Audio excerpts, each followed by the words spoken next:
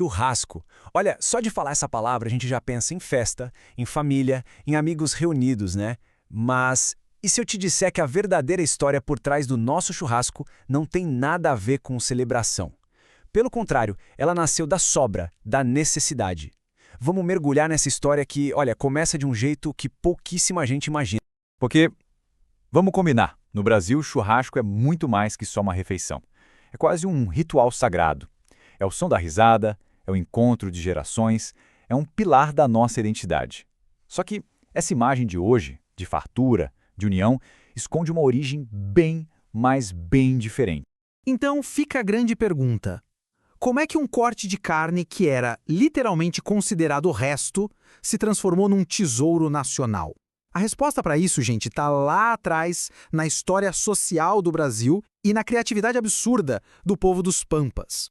E é para lá que a gente vai agora. Nossa viagem começa nos Pampas, aqueles campos imensos do sul do Brasil.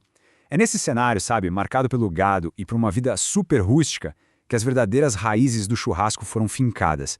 Olha só, a prática de assar carne no fogo, claro, é muito antiga, vem lá dos povos indígenas. Mas o churrasco, como a gente conhece, ele começou a tomar forma mesmo a partir do século XVII, com os gaúchos e os tropeiros. Foram eles que aperfeiçoaram os métodos que depois, no século XVIII, viraram o famoso fogo de chão das fazendas.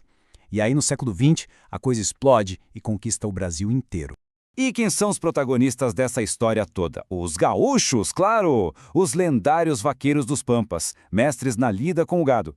Foram eles os verdadeiros arquitetos das técnicas originais do churrasco. A alma dessa tradição é toda deles. E é aqui que a história fica fascinante de verdade. Nas fazendas antigas, a divisão social era tão, mas tão rígida que ela ia parar no prato de comida. Acredita? O jeito que a carne era dividida conta tudo sobre aquela sociedade.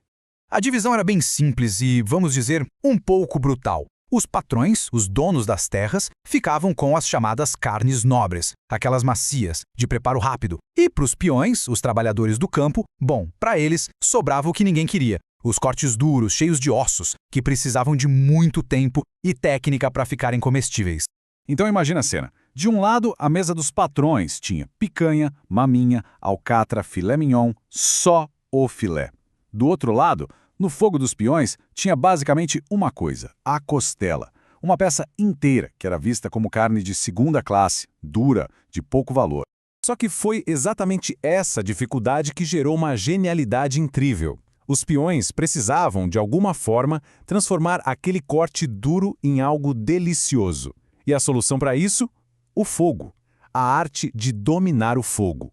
E foi assim que nasceu o fogo de chão. Um método super engenhoso e rústico.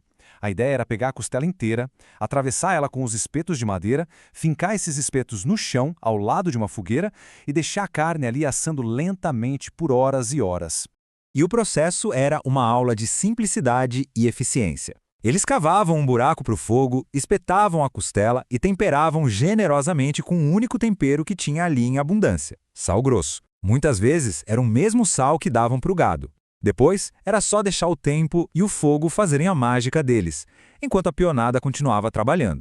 E o ingrediente secreto aqui era um só: paciência. Muita paciência. O cozimento podia levar mais de 8 horas. Esse processo lento, cuidadoso, era isso que transformava uma costela dura numa carne que literalmente desmanchava na boca. A longa espera, no fim do dia, virava uma verdadeira celebração. A força dessa tradição é uma coisa tão grande que virou lenda. Lá na Fazenda Boqueirão, no Rio Grande do Sul, dizem que existe um fogo de chão que está aceso, sem nunca apagar, há mais de 200 anos. Pensa nisso, é um símbolo vivo da resistência e do espírito gaúcho. Com o passar do tempo, essa tradição gaúcha foi cruzando fronteiras e, conforme ela viajava pelo Brasil, ela foi se reinventando, sabe? Foi se misturando com as culturas locais, absorvendo novos ingredientes, novos sabores, novas técnicas. Essa adaptação toda criou um verdadeiro mapa do churrasco brasileiro. Olha que legal! Enquanto o Sul mantém aquela pureza gaúcha, do sal grosso e do fogo de chão, o Sudeste já urbaniza a coisa, com grelhas em São Paulo e os famosos espetinhos em Minas. Aí, mais para cima, os sabores ficam mais intensos, com marinadas potentes no Nordeste. E na Amazônia, a brasa recebe até peixe de rio, como o tambaqui, temperado com ervas da floresta. É o Brasil na sua essência. Isso tudo nos traz de volta ao ponto principal. O churrasco hoje é muito, muito mais do que só carne na brasa. Ele carrega um legado gigantesco de comunidade e de partilha. E aqui está a grande virada, a grande ironia da nossa história. O churrasco que nasceu da necessidade, da divisão social, se transformou no maior símbolo de união e de hospitalidade do Brasil. É uma história de superação que é servida no prato de um país inteiro.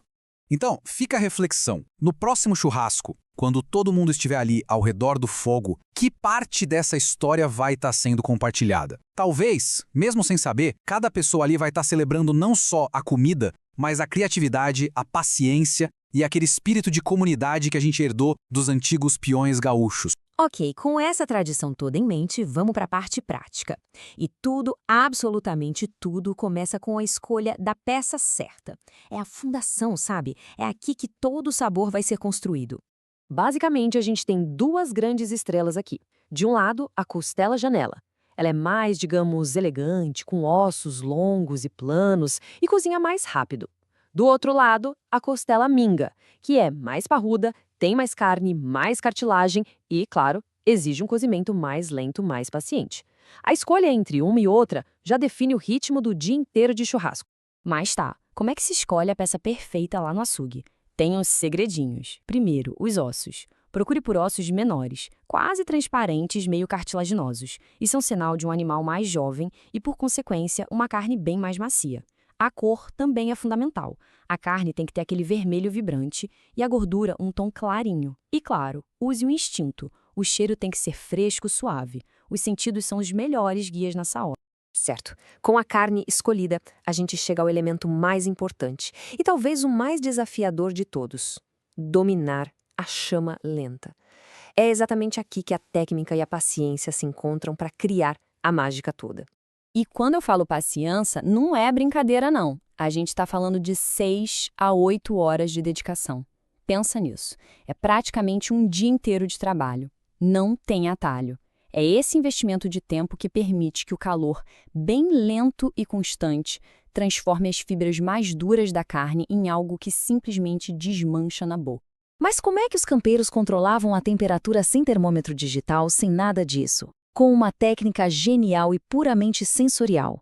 É o teste dos 5 segundos. Você estica a mão na altura da carne, se conseguir mantê-la ali por 5 segundos antes de sentir que vai queimar, a temperatura está perfeita. Simples assim. É a pura sabedoria do campo em ação, uma conexão visceral com o fogo. O processo todo é um balé muito bem coreografado. Começa com um tempero, sal grosso, generoso. Alguns misturam com um pingo de cachaça para ajudar a grudar. O fogo não é de labareda, é de brasa, um calor constante que irradia. Aí a costela vai para o espeto com o osso virado para o fogo, funcionando como um escudo, sabe? Protegendo a carne. Depois de umas 4 horas, vem a grande virada. A gordura vai encarar o fogo, derretendo devagarinho e regando a carne com o próprio suco. É um processo de autossaborização. E para fechar, um calor mais forte para criar aquela crosta crocante que, nossa, é inesquecível. Depois de horas e horas de espera, chega um momento mais tenso. Saber a hora certa de tirar. 1 minuto a mais ou a menos pode ser a diferença entre a perfeição e, bom, a decepção. E essa é a grande pergunta, né? Não tem um alarme que apita. A resposta está nos detalhes, na observação atenta, no toque, nos sinais que a própria carne dá para a gente. Um dos métodos mais confiáveis é o teste do toque. Só que, diferente de um bife, aqui não se procura a mal passado ou ao ponto. Para o costelão, o objetivo é sentir a carne firme ao toque. Essa firmeza indica que as fibras finalmente se quebraram, mas toda a suculência foi preservada lá dentro. E se liga em mais 2 segredos de mestre. Primeiro, o teste do olfato. É isso mesmo. Espete a carne com uma faca. Se vier um cheiro de assado, tá pronta. Se ainda sentir um cheirinho de sangue, precisa de mais tempo no fogo. E o passo final que muita gente ignora, um erro fatal, o descanso. Tem que deixar a carne repousar por uns minutos fora do fogo. É isso que permite que os sucos se redistribuam, garantindo que cada mordida seja uma explosão de sabor. Sério, não dá para pular essa etapa. Nossa obra de arte está pronta. Mas uma estrela como essa merece um elenco de apoio à altura, né? Para criar um banquete perfeito, uma experiência completa. E que elenco, hein? Os acompanhamentos clássicos são todos pensados para equilibrar a riqueza da carne. Tem o robusto arroz carreteiro, o feijão tropeiro, a crocância da farofa, a acidez do vinagrete para cortar a gordura e a maciez da polenta cremosa. Cada um tem o seu papel e todos juntos transformam a refeição num verdadeiro banquete. Então, no final de toda essa jornada de fogo, fumaça e tradição, qual é o tal do ingrediente secreto? Pode acreditar, não é um tempero exótico nem uma marinada super complexa.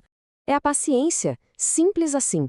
A disposição de esperar, de observar o fogo, de respeitar o tempo que a carne precisa para se render. É essa paciência que eleva um simples churrasco à categoria de um ritual quase sagrado.